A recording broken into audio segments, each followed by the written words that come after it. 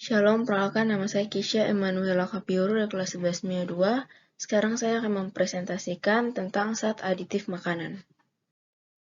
Zat aditif makanan adalah bahan yang ditambahkan dan dicampurkan pada waktu proses pengolahan makanan dengan sengaja maupun tidak sengaja. Aditif sengaja diberikan dengan sengaja untuk tujuan tertentu, seperti meningkatkan nilai gizi, menguatkan cita rasa, mengendalikan keasaman atau kebasaan, memantapkan bentuk dan rupa, atau mengawetkan makanan agar tidak mudah busuk. Aditif tidak sengaja jumlahnya sangat kecil sebagai akibat dari proses memasak, misal jika menggunakan panci logam yang bisa luntur, atau wadah plastik yang tidak tahan panas. Sumber zat aditif ada dua. Yang pertama dari alam, yaitu aditif alamiah, adalah zat aditif yang diperoleh dari alam dan tidak akan menimbulkan efek samping dan aman digunakan. Contohnya kunyit dan daun pandan untuk pewarna makanan, serta air jeruk untuk memberi rasa asam. Lalu aditif sintesis atau buatan adalah zat aditif yang dibuat dengan proses kimiawi. Zat aditif sintesis ini lebih pekat, lebih stabil, biasanya murah, tetapi terkadang mengandung zat-zat yang berbahaya bagi kesehatan atau bersifat karsinogenik yang dapat merangsang terjadinya kanker.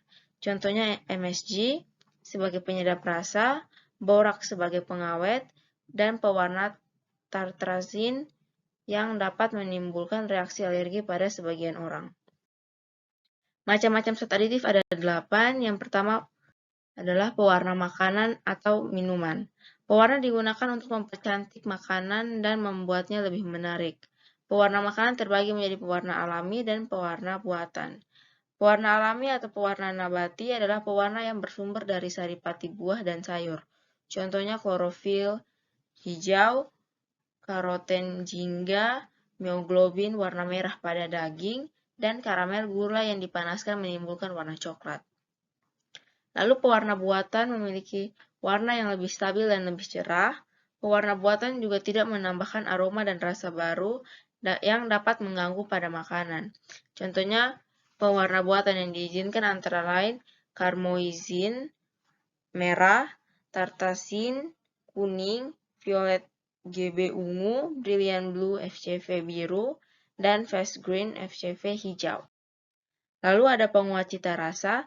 Zat perasa atau penyedap ditambahkan untuk meningkatkan rasa suatu makanan.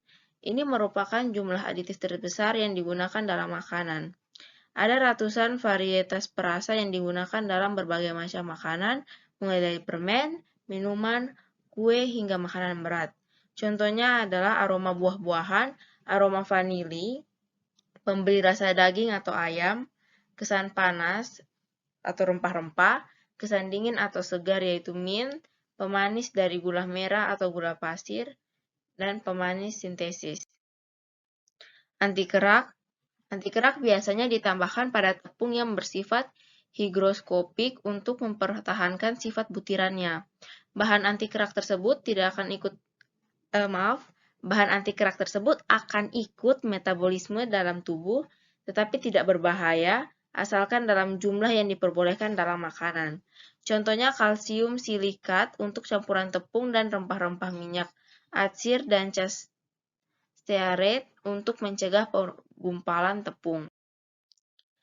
Lalu ada pemantap. Pemantap digunakan untuk memperoleh tekstur yang keras dan renyah.